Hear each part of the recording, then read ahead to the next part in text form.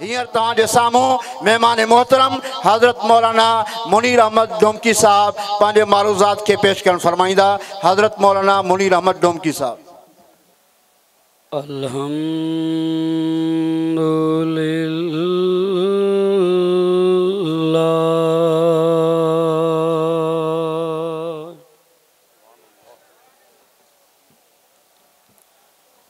अल्हम्दुलिल्लाहिल्लज़ी हदाना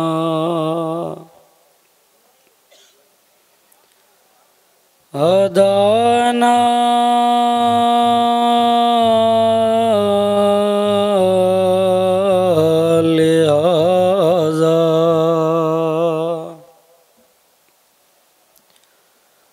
वमा कुन्ना लिनहतदिया लौला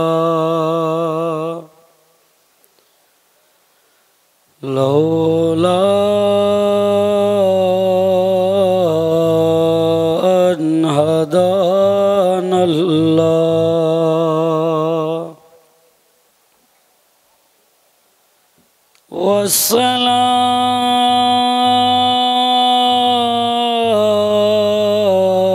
वस्सलातु वस्सलाम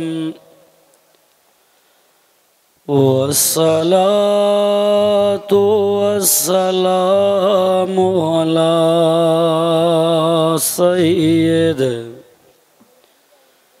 सय्यिदिन नासि वल जान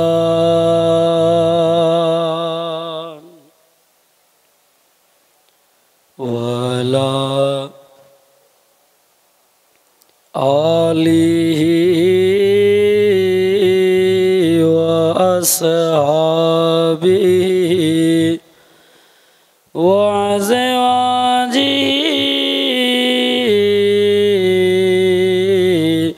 वअहलि बैतिहिल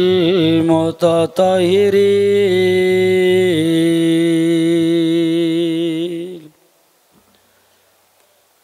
अम्मा बअदु फ़अऊज़ु बिल्लाहि मिनश शैतानिर रजीम।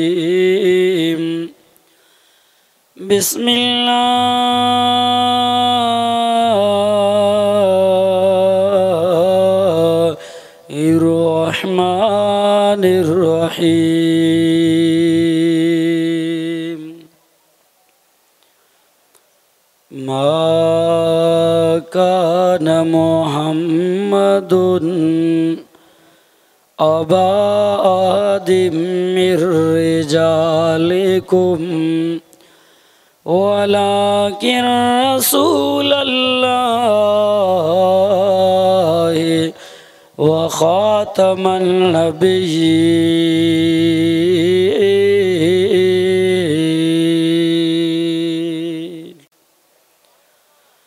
क़ाल अल्लाहु तबारक व तआला फ़ी मक़ामिन आख़र सुब्हानल्लज़ी अस्रा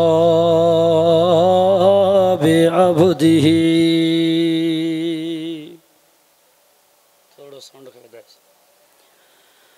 क़ाल अन्नबिय्यु सल्लल्लाहु अलैहि वसल्लम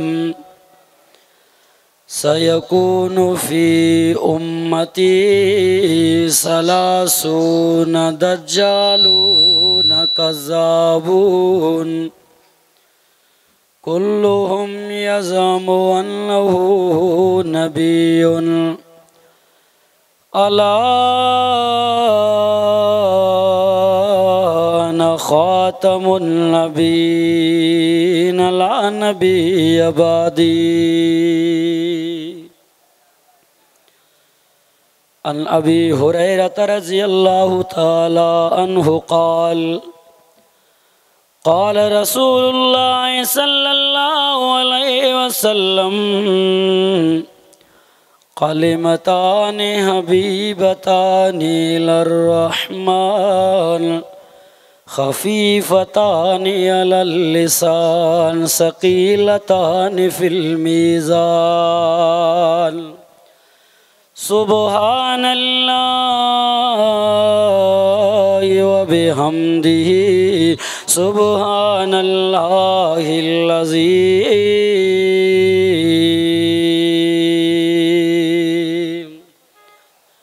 ان اللہ و ملائکتہ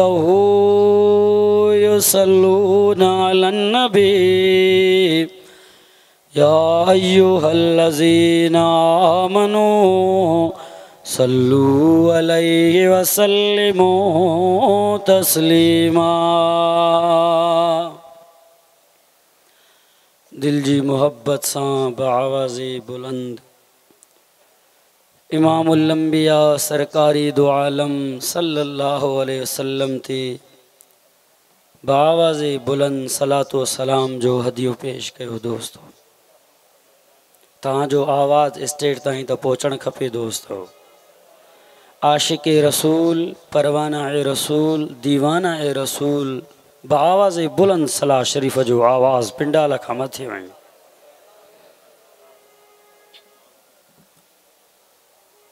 اللہم صلی علی محمد وعلی آل محمد کما صلیت علی ابراہیم وعلی آل ابراہیم انکا حمید مجید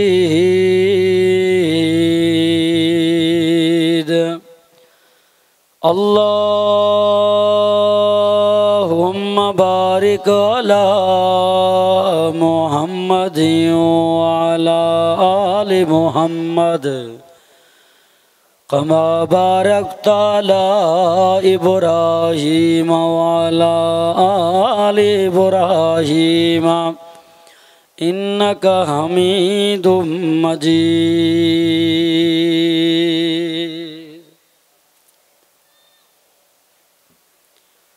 الحمدللہ ثم الحمدللہ ارجو ہی پروگرام قرآنی روحانی اصلاحی پروگرام تہاں جے شعر جے وسط میں منعقد کयो وयो شہدادکوٹ جے گردو نواح جا دوستو بزرگو عزیزو بھائرو اللہ رب العزت کھاں دعا ہے تو مجھو مولائے کریم اساں تہاں جے اچن کے ویہن کے بدھن اے بدھرائن کے قبول و مقبول عطا فرمائے ڈاڈیاں چو آمین بلند آواز ساں چو آمین نبی جا عاشق چوین آمین اللہ سائیں کا ہی دعا ہے مانا چیز طالب العلم علماء دیوبند جے روحانی بچڑے کھاں جو کچھ بھی اللہ رب العزت گال رائے سو قرآن اے حدیث جے مطابقت ساں گالائن جی توفیق عطا فرمائے ماں تاں کے پانجے علماء اکابر جے دروازے تے وٹھی ہلندس اساں جے جمعیت علماء اسلام دیوبندی اکابر علماء صلحاء جو کردار چھاہے اساں جے علماء دیوبند پانجے پاک دھرتی جے لا ان میں بھی ساؤنڈ آئے چھے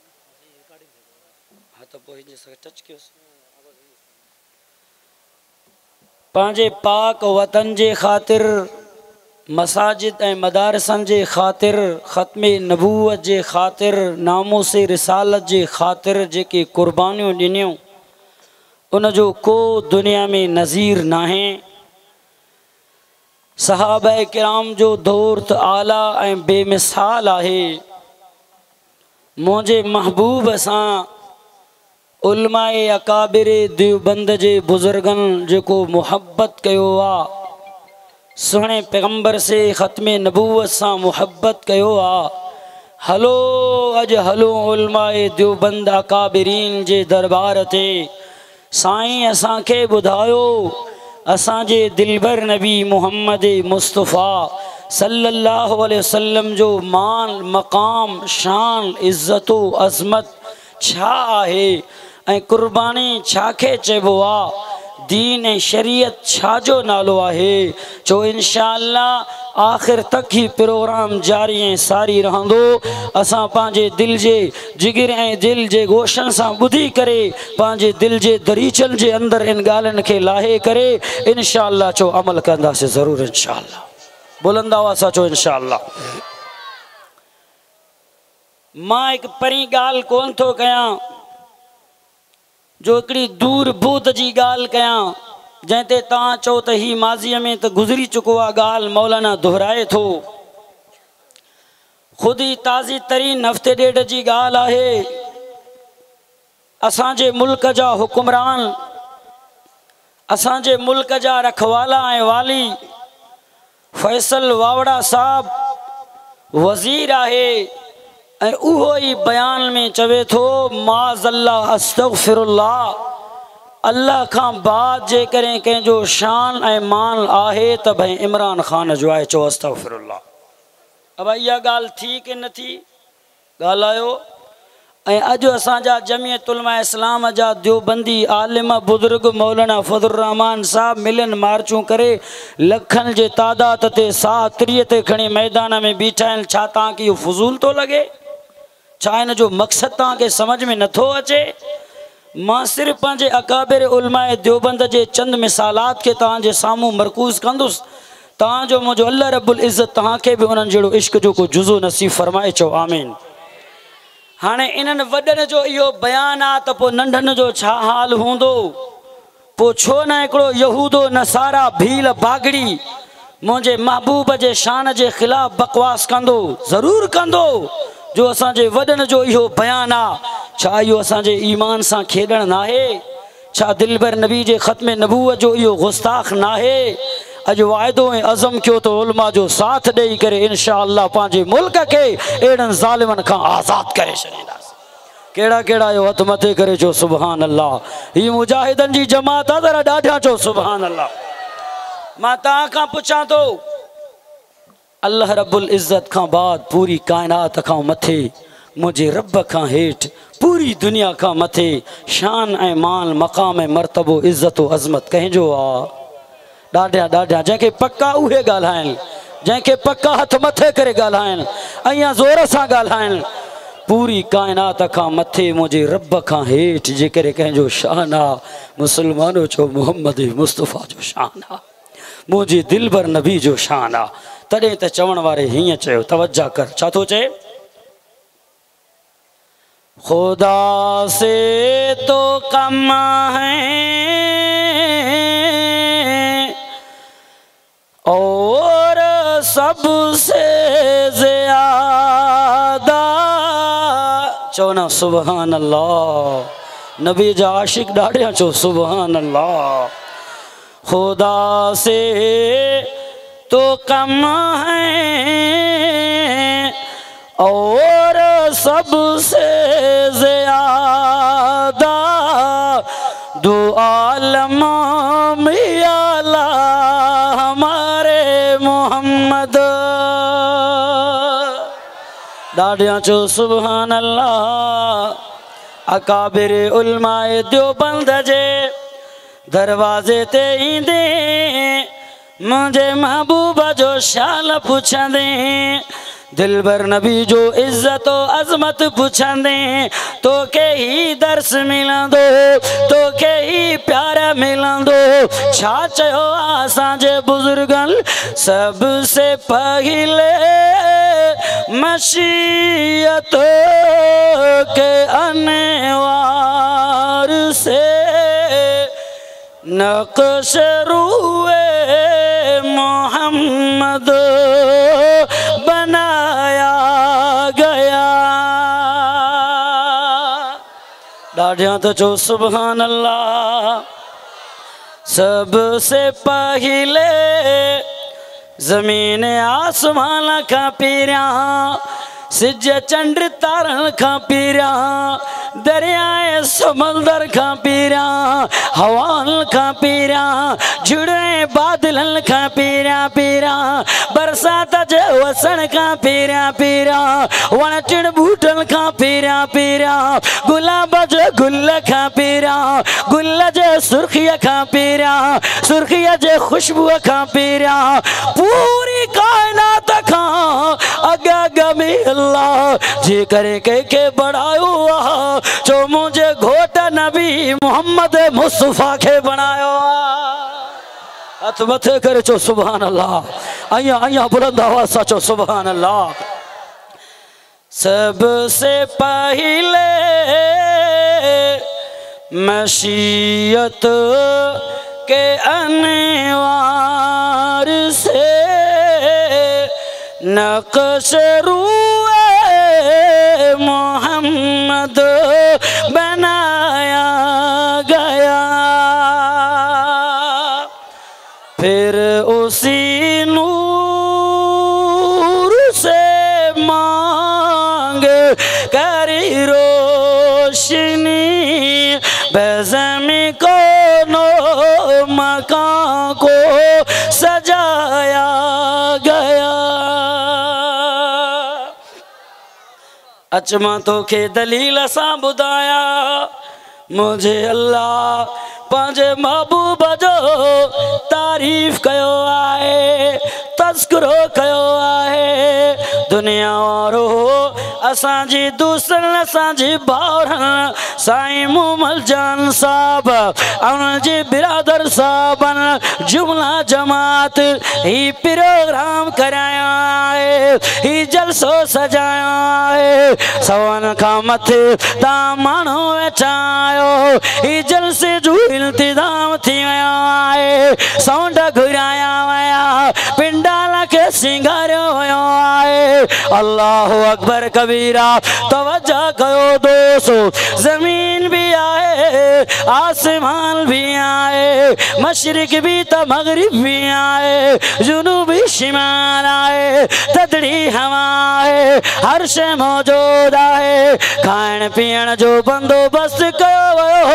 हिकड़ो जलसो आए खास मेहमान दो तकरीर फरमाए दो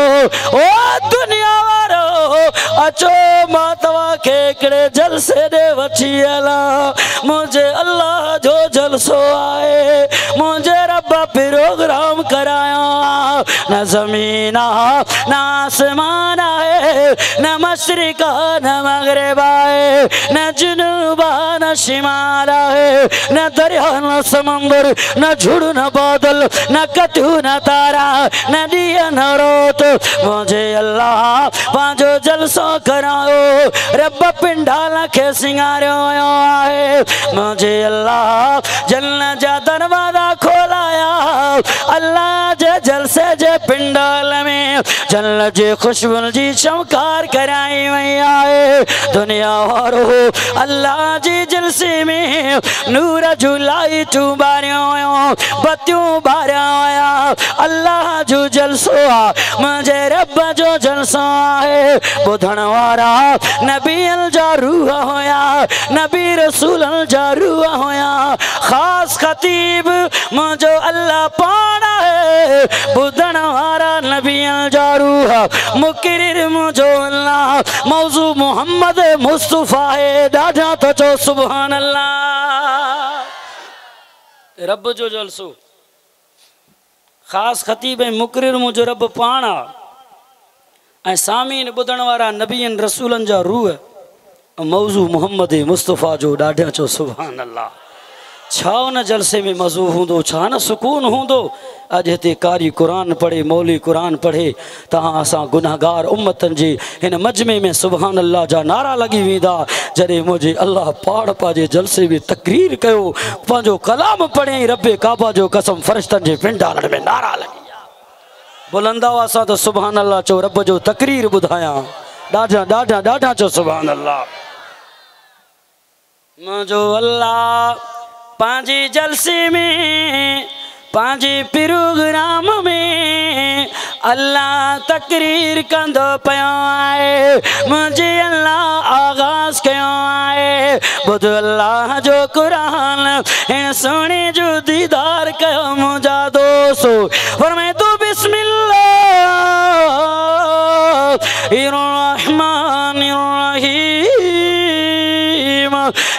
सिपारा है सूर जो नालो सूरत आल इमरान आए मुझे अल्लाह पांजी जलसी में नबी रसूल जरोन में तकरीर कयो आए मौजू मोहम्मद मुस्तफा है मुझे सुनो जाओ भी ना है दुनिया भी आयो भी ना है तमाम नबियन का बाद भी आओ वाह मुझे अल्लाह अग भी तज़किरो तो करे मुझे महबूब जे तारीफ के तो तराने में गाए बुध अल्लाह जो कुरान फरमाए तो वाइद अखदल्लाह मीसाक़न नबीना लमा आतैतुकुम मिन किताबि व हिकमतिन सुम्मा जाकुम रसूलुम मुसद्दिकुल लिमा माकुम लतुमिनुन बिही व लतंसुरुल्लाह क़ाल अक़ररतुम व अख़ज़्तुम अला ज़ालिकुम इसरी क़ालू अक़ररना क़ाल फ़शहदू व अना माकुम मिनश शाहिदीन।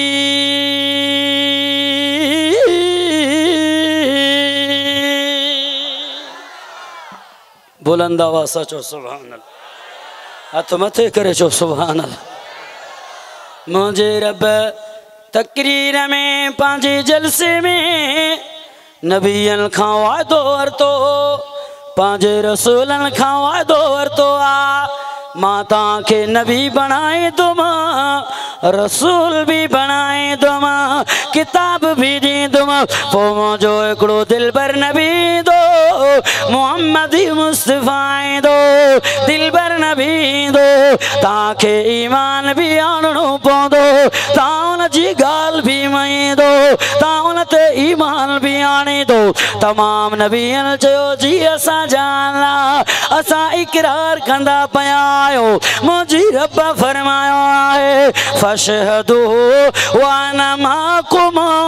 मिनश शाहिदीन।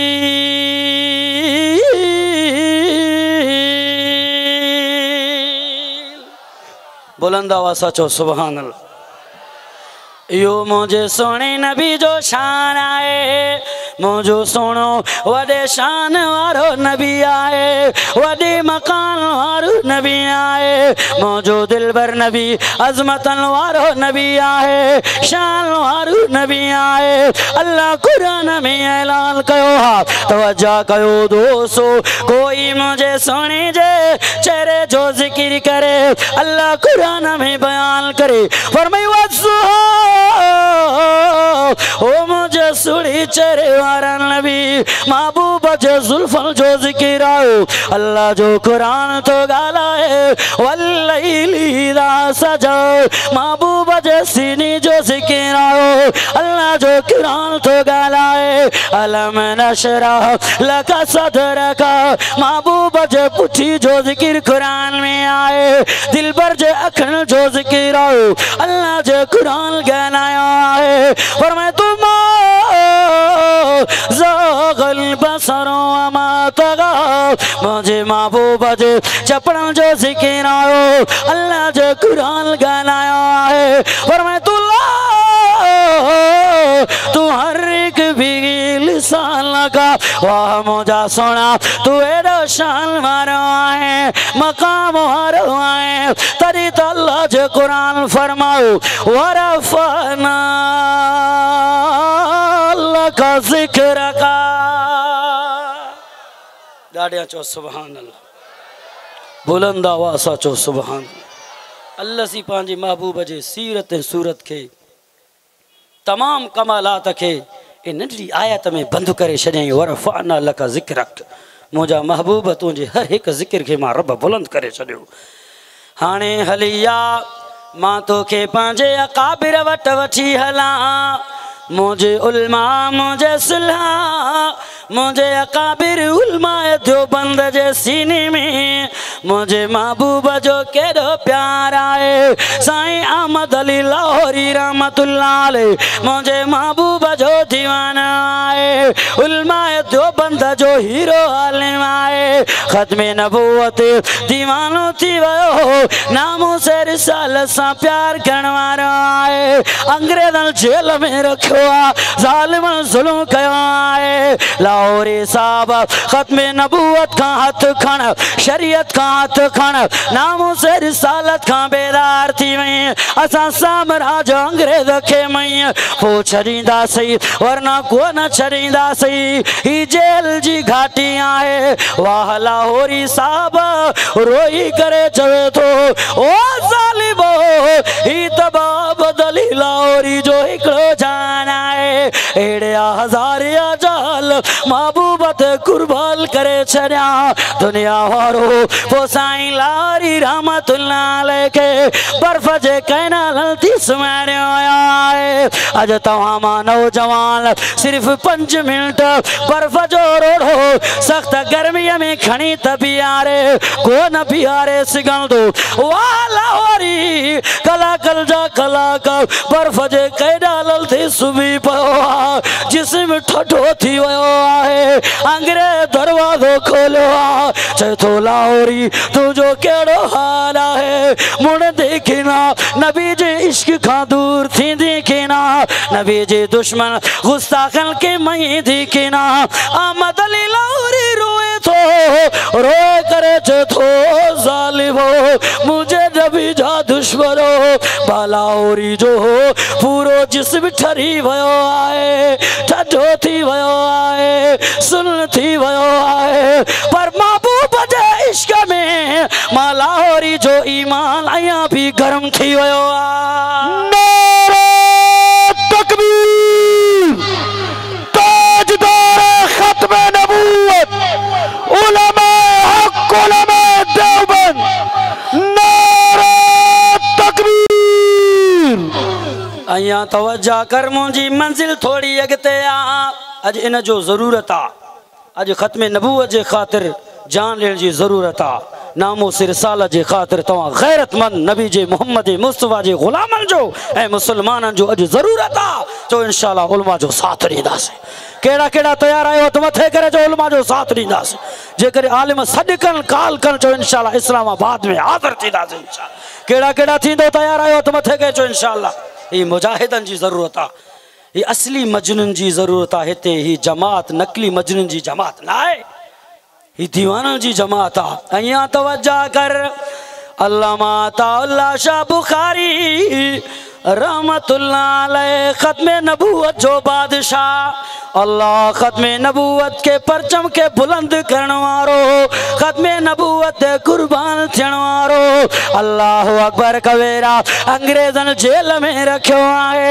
अल्लामा ताउल्ला शाह बुखारी वो खिताब जे शाह सुवार जो मैदान आहे जेल में आहे रात जो टाइम आहे बरेलवी जो वॾो आलिम वो भी अल्लामा ताउल्ला शाह बुखारी सां जेल में गॾु आहे 12 रबीउल अव्वल जी रात आई आहे बरेलवी आलिम चयो मौलाना ताउल्ला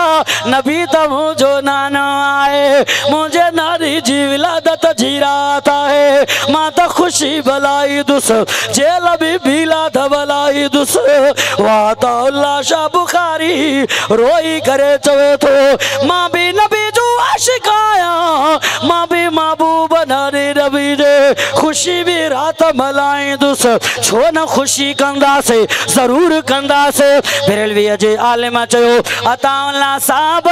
शुरूआत तू कर ठीकु आहे मगरिब जी नमाज़ पढ़ी करे अशा जी नमाज़ पढ़ी करे अल्लामा ताउल्ला शाह बुखारी पंहिंजे नानी नबी जे दीन खे शरीयत खे थो ॻाए नानी जे सुन्नत खे थो ॻाए सीरत खे थो ॻाए सूरत खे थो ॻाए तज़किरे ते खे थो ॻाए हुस्न खे थो ॻाए जमाल खे थो ॻाए ॻाईंदे ॻाईंदे सॼी रात गुजरी वई फजर जो आज़ान मिली वयो ये होया नबी जा आशिक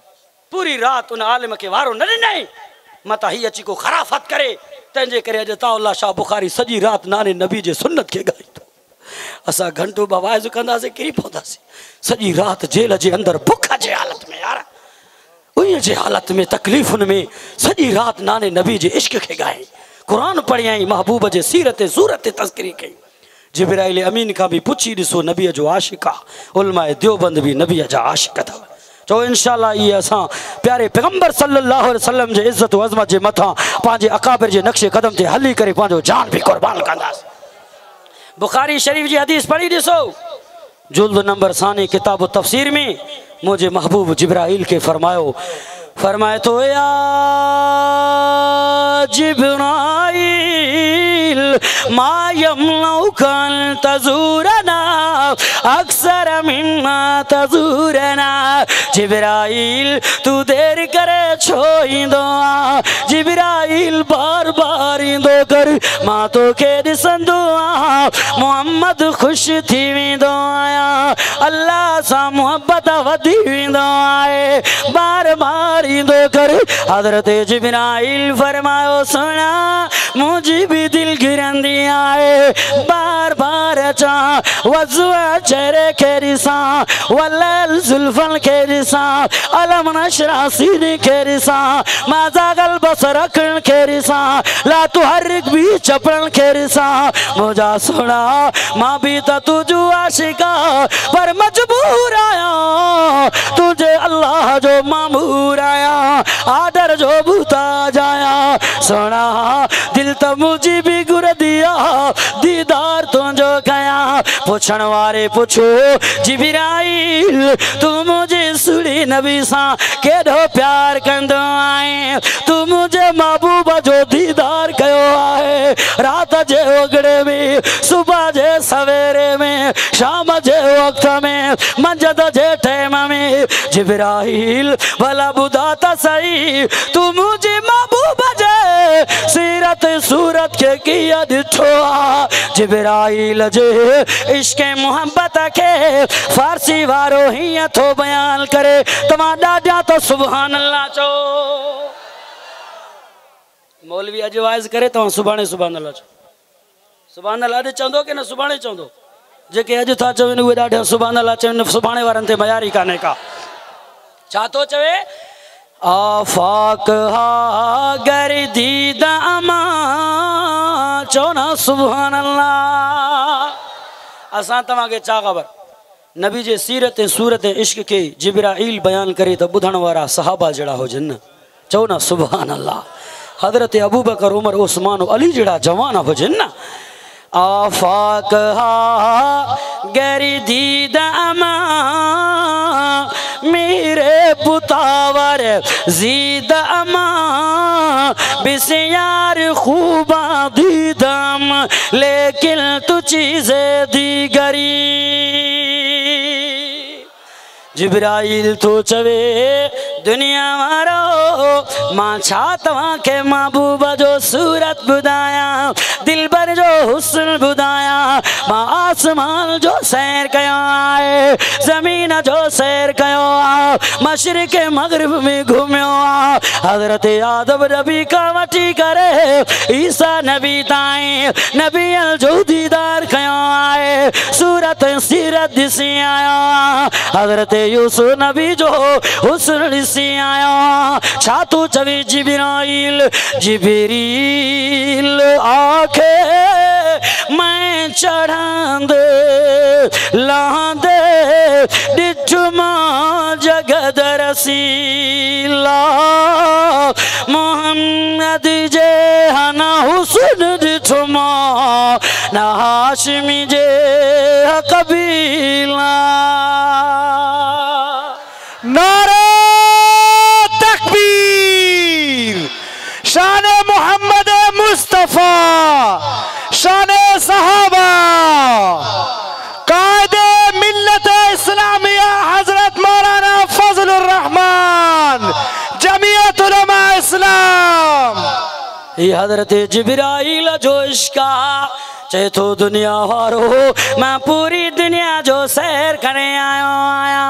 कायनात के ॾिसी आयो आया सोना ॾिसी आयो जमील ॾिसी आयो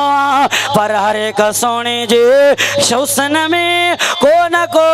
मूंखे ज़रूर नज़र आयो दुनिया जे हर एक जमील जे जमाल में मूंखे को न को ज़रूर नज़र आयो कंहिं सोने जे खिलण में ऐब नज़र आयो कंहिं सोने जे अखड़नि में ऐब नज़र आयो कंहिं सोने जे घुमण में ऐब नज़र आयो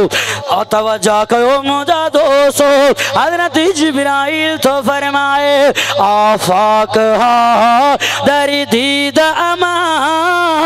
मेरे बुतावर जीद अमा बिस्यार खूबा दीदम लेकिन तू चीज़ दीगरी मुझा सुना जॾहिं बा तव्हांजो दीदार कयो मां छा तव्हांजो हुस्न ॿुधायां तव्हां त मट ई पंहिंजा पाण आहियो अल्लामा ताला शाह बुखारी रहमतुल्लाह अलैह ख़त्म नबूवत जे इश्क़ मुहब्बत में झंडो बुलंद की त जेल में आयो कुर्बानियूं ॾिसो उलमाए काबिर जूं नबी सल्लल्लाहु अलैहि वसल्लम जी इज़्ज़त व अज़मत ख़त्म नबूवत जे ख़ातिर कुर्बानियूं ॾिनियूं त असांजे अकाबिर उलमाए देवबंदनि ॾिनियूं आहिनि अॼु वाइदो कयो त इंशाअल्लाह उलमा सां मुहब्बत कंदासीं जेल में आयो अंग्रेज़नि चयो अताउल्लाह शाह बुखारी ख़त्म नबूवत खां तू खणंदी की ना जे कॾहिं खणंदी त ठीकु आहे न खणंदे पोइ जेल में चकी रखियल थी जंहिंखे 5-10 माण्हू मिली करे जंहिं चकीअ खे हलाईंदा आहिनि तोखे अकेलो हलाइणो पवंदो अताउल्लाह शाह बुखारी रोए थो रोई करे चवे थो दुनिया वारो ओ ज़ालिमो नबी जा दुश्मन गुस्ताखो मां पंहिंजो जाल त ॾेई सघां थो पर ख़त्म नबूवत खां नथो खणी सघां अल्लामा ताउल्लाह शाह बुखारी चकीअ खे साम्हूं रखी करे जंहिंखे 10 माण्हू हलाईंदा हुया पोइ अल्लाह ॾे थो ॾिसे मुंहिंजा अल्लाह मां ताउल्लाह शाह बुखारी पोड़ो आया आहे अल्लाह बि ताक़त आहे पोइ चकीअ खे साम्हूं रखी करे ख़त्म नबूवत जा तराना थो ॻाए उहा चकी पंहिंजो पाण थी हलदी वई ॿुध अल्लाह जो क़ुरान आत्मा तोखे क़ुरान जो दीदार करायां पर मैं तू बिस्मिल्लाह रहमानिर रहीम 22 सिपारा है सूर जो नालो सूरतुल अज़ाब है आयत नंबर 40 है पर मैं तुम कौन मुहम्मदुन अबादिम मिन रिजालिकुम वलाकिन रसूलल्लाहि व खातमन नबिय्यीन ॾाढा त चओ सुभान अल्लाह कुरान पढ़ंदो थो वञे उहा चकी पंहिंजो पाण थी हले वरी ॿुध कुरान पर मैं तू बिस्मिल्लाहिर्रहमानिर रहीम 26 सिपारा है सूर जो नालो सूरतुल फतह है अल्लाह जो कुरान त ॿुध फरमाए थो मुहम्मदुर रसूलुल्लाह वल्लज़ीन माहू अशिद्दाउ अलल कुफ़ार रुहमाउ बैनहुम तवज्जो कयो दोस्तो मुहम्मदुर रसूलुल्लाह वल्लज़ीन माहू अशिद्दाउ अलल कुफ़ार रुहमाउ बैनहुम तराहुम रुक्अन सुज्जदन यब्तगून फज़लन मिनल्लाह व रिज़वाना सीमाहुम फी वुजूहिहिम मिन असरि सुजूद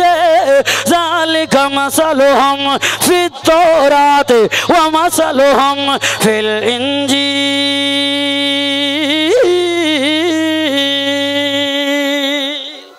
नारे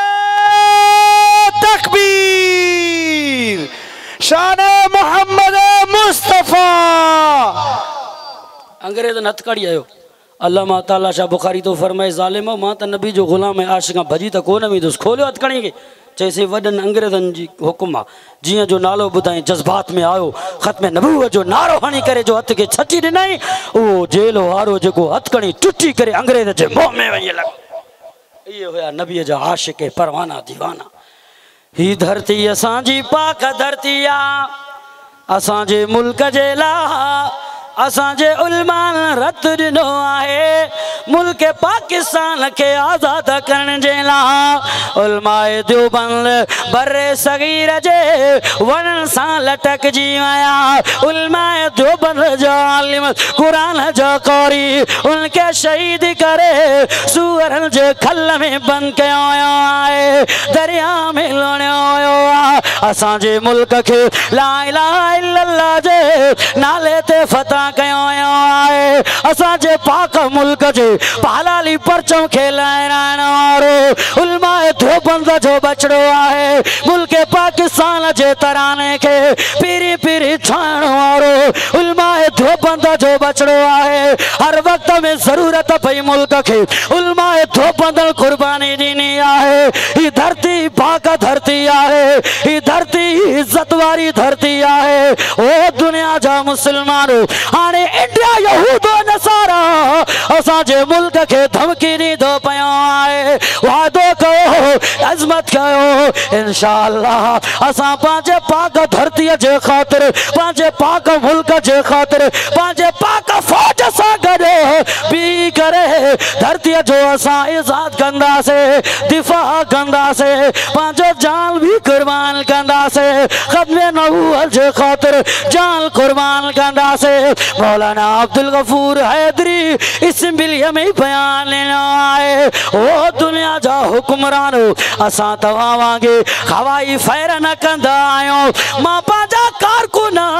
جلسل کے سبھرڑوارا ارے ہی خاکی ڈریس وارا جمعیت جو لٹو کھڑوارا 10,000 دیدوس ملک پاکستان جے بارڈر تے بھی کرے پانچو جان لیدہ بچہ یتیمہ کرائی دا گھرواریو بیوہ کرائی دا اللہ پوتا بھی صحیح وہیں کرے بارڈر تے پوتا بھی وہیں کرے جنہیں بھی ملک کے ضرورت پئی جان اساں دنو آئے مال اساں دنو آئے بچڑا اساں جا قربان تھا انہاں جے پی جی جاگیر تنا ہے اللہ اکبر کبیرہ شیعہ جا پٹھا بے شیعہ تھی دائن مفتی اسد محمود اسمبلیہ میں بیان لینو او دنیا جا حکمرانو یہود جائے جنٹو جے کو کنٹینر تو اسلام آباد میں اساں جیلا بنایا ہے اساں عیدہ سے اسلام آباد میں ہی عاشق عیدہ نبی جا غلام عیدہ ہتھ مٹھے کرے تو ثبوت نے نبی جا عاشق عیدہ غلام عیدہ اسلام آباد میں عیدہ ان کنٹینر سے گڑے ملک کا کڑی کرے پانچے باطن واقع کے پاک کرے شریدہ سے نعرہ تکبیر زندہ جمعیت زندہ جمعیت یادار جمعیت علماء کی جمعیت صلاح کی جمعیت قائد ملت محمد الرحمن کی صورت میں جمعیت جانیوں اساں جنیوں قربانیوں اساں جنیوں حق اساں جو نائیں تھوڑا والم کے ودا تو جو تو بیٹی ڈرو تھیو ایتے 11,000 فٹا ڈسے نہ تو تھوڑا والم کے ودا ہے بلند ہوا سا چو سبحان اللہ ایاں بھی ڈاڈیا چو سبحان اللہ قربانیوں اساں جنیوں سے جان اساں جنیوں سے مال بچہ پانجا قربان اساں کے آسے جیلن جی اندر اساں جو علماء تفسیروں لکھیوں اندر تاریخوں لکھیوں قربانیوں ڈیوں اساں جے امام ابو حنیفہ جو جنازو جیل ماں نکتو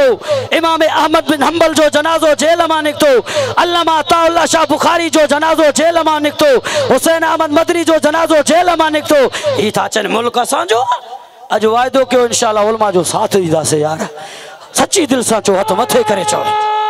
تکبیر علماء حق علماء دیوبند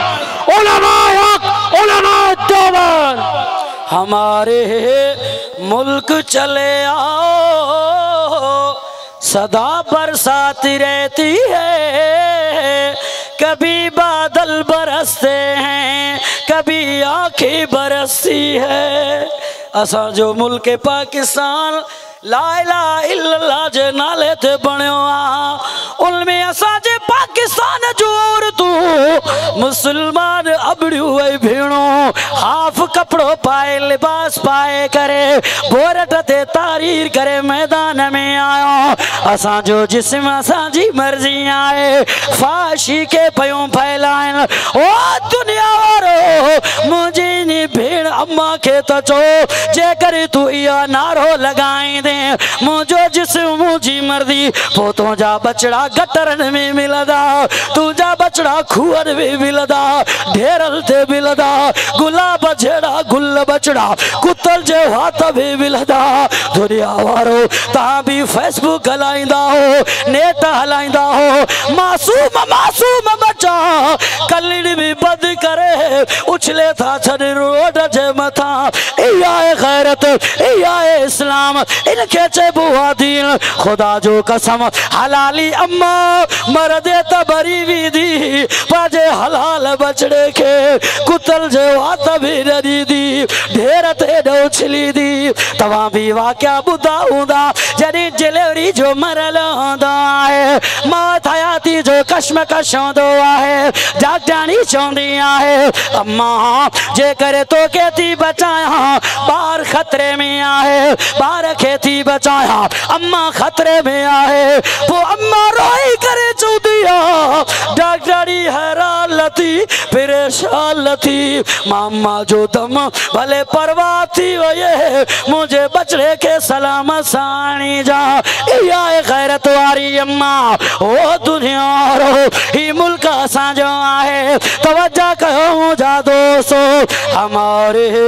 मुल्क चले आओ सदा बरसात रहती है कभी बादल बरसते हैं कभी आंखें बरसती हैं। ओ मेरे हमनशी चल कहीं और चल इस चमन में हमारा गुजारा नहीं बात फूलों की होती तो सह लेते हम अब तो कांटों पे भी हक हमारा नहीं। जब भी आहले चमन को जरूरत पड़ी खून हमने दिया गर्दनें भी कटी फिर भी कहते हैं हमको ये आहले चमन ये चमन है हमारा तुम्हारा नहीं। हमने आवाज पे तुमको आवाज दी फिर भी कहते हो हमको पुकारा नहीं। जान किसकी लगन किसकी धुन में मगन जा रहे हो के मुड़ के भी देखा नहीं। मेरा जो के नजर आजमा लीजिए करो बिजली गिराना गिरा लीजिए मैं भी निकला हूँ कर्जे यही सोच कर या तो नजरे नहीं या नजारा नहीं। जालिमो सुनो जालिमो अपने किस्मत पे नादान हो दौर बदलेगा ये वक्त की बात है क्या तुम्हारा खुदा है हमारा नहीं।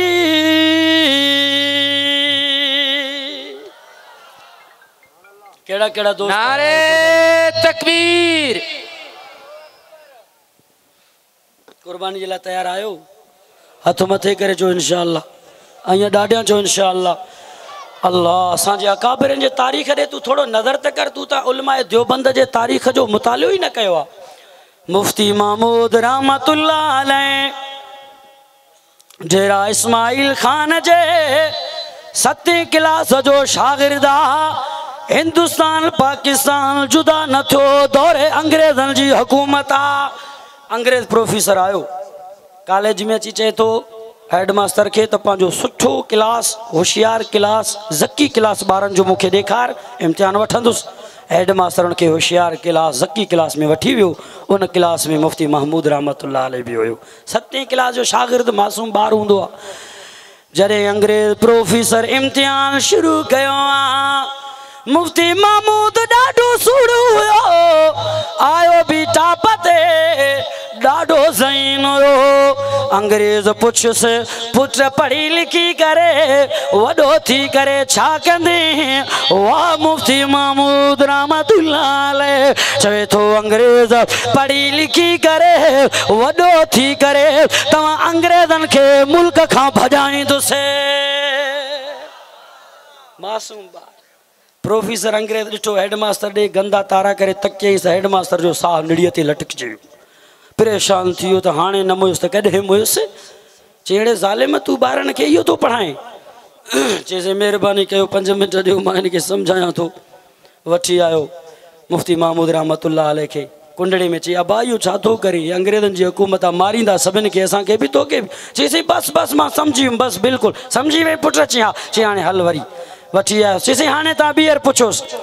अंग्रेज़नि वरी सवाल कयो पुट पढ़ी लिखी करे वॾो थी करे छा कंदे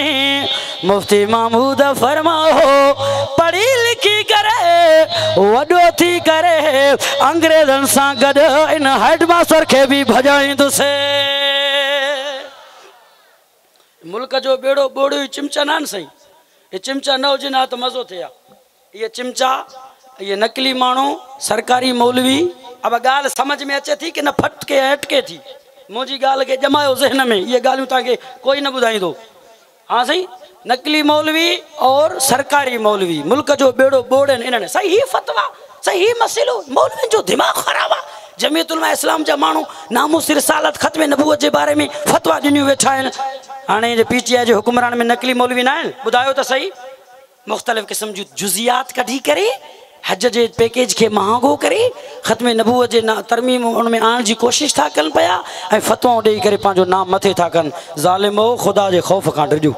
हीअ दुनिया की इहा मुख़्तसिर आहे इहा कुर्सी अहिड़ी चंडरी शइ आहे जो ईमान खे बि बिगाड़े थो छॾे असांजे मज़हब जा इमाम 4 मुदर्रिस उलमा खां पुछी ॾिसो इमाम अबू हनीफ़ा इमाम मालिक इमाम अहमद बिन हंबल इमाम शाफ़ी रहमतुल्लाह अलैह तव्हां चवंदो ही जमीयत उलमा इस्लाम मौलवियुनि जो मतो ख़राबु आहे हर वक़्तु ने हर हुकुमरान सां विड़ियूं वेठा आहिनि असां छो विड़ूं भला असांजो कहिड़ो बनी खाधऊं क़ुरान हदीस जे ख़िलाफ़ नबी जे इज़त अज़मत जे ख़िलाफ़ जेकॾहिं कानून पेश कंदा त चओ इंशाअल्लाह मैदान ते ईंदासीं ईंदो की न ईंदो दोस्तो बुलंदा असां चओ इंशाअल्लाह ईंदासीं चओ इंशाअल्लाह उलमा जो साथ ॾींदासीं असांजे अकाबिरनि जो बि टक्कर वक़्त जे ज़ालिम हुकुमराननि सां थियो हो इहा का नई ॻाल्हि न आहे इमाम मालिक रहमतुल्लाह अलैह इमामुल हरमा एड़ो आलिम एड़ो मुजतहिद हिन दौर में नज़ीर उन जो नथो थी सघे इमाम मालिक रहमतुल्लाह अलैह फ़िक़ह जो इमाम आहे इमामुल हरम आहे हरम में वेही करे दर्स ॾियण वारो हदीस पढ़ाइण वारो हज़ारनि जे तादाद में शागिर्द काल काल रसूलुल्लाह पढ़ण वारा हुया वक़्त जा वॾा हुकुमरान बि इमाम मालिक रहमतुल्लाह अलैह जे दर्स में वेंदा हुया सबक में वेंदा हुया उहो बि दौर इमाम मालिक जो वक़्त जे कूड़े हुकुमराननि सां टक्कर थी पियो आहे दज्जालनि सां टक्कर थी पियो आहे वक़्त जे हुकुमरान चयो ओ दुनिया रो असांजे वज़ीरनि जे हथनि जे मथां ॿीहर बैयत कयो बैयत करे पोइ हीअं चओ असां बैयत कयूं था पंहिंजी अमीरुल मोमिनीन जी हथ जी मथां बग़ावत न कंदासीं मुखालफ़त न कंदासीं जेकॾहिं बग़ावत कयूंसीं असांजे घरवारी खे तलाक आहे इहो कानून हुकुमराननि पेश कयो इहो बिल ठाहियूं अब अचो असांजे हिन वज़ीरनि जे हथ ते ॿीहर बैयत कयो ऐं चओ त असां अमीरुल मोमिनीन जे अमीरुल मोमिनीन भई साईं मोमिननि जा अमीर आहिनि इहे उनजे हथ ते बैयत कयूं था मुखालफ़त न कंदासीं झेड़ो फ़साद न कंदासीं इख़्तिलाफ़ न कंदासीं जेकॾहिं कयोसीं त ज़ाल खे तलाक हाणे मौलवी परेशान थी विया छा कनि बैयत नथा करनि त लाइफ ख़तमु बैयत करनि था त वाइफ ख़तमु हाणे वीचारा काॾे वई भॼी आया इमाम मालिक रहमतुल्लाह अलैह वटि साईं महिरबानी कयो मसइलो अची वियो परेशानी आहे हीउ ज़ुल्म थी वियो तव्हां छा था फरमायो इमाम मालिक रहमतुल्लाह अलैह फरमायो मसइलो त आसान आहे तव्हां बैयत कयो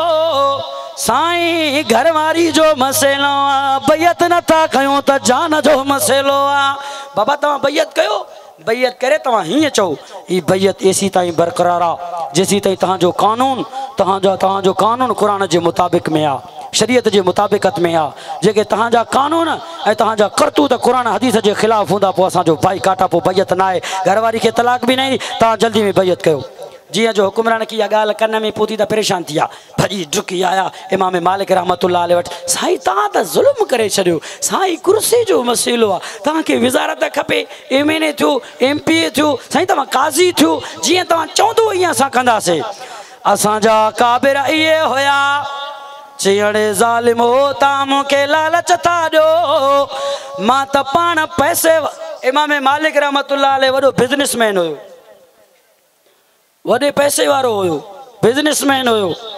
پانچے شاگردن کے گھوڑا دیندو ہوئے دستار میں یہ ختم بخاری جی ارجے کو آتے ہی دستار بندی آئے عورتن کے خمار پوشی تھی جی ایسا جا طالب مدرسن میں فارغ تھی نائیں دستار دیندا ہوں ٹوپی دیندا ہوں سند دیندا ہوں یا گال آہے کہ نائیں امام مالک رحمت اللہ علیہ فرمایو تاموں کے چھا خرید کندو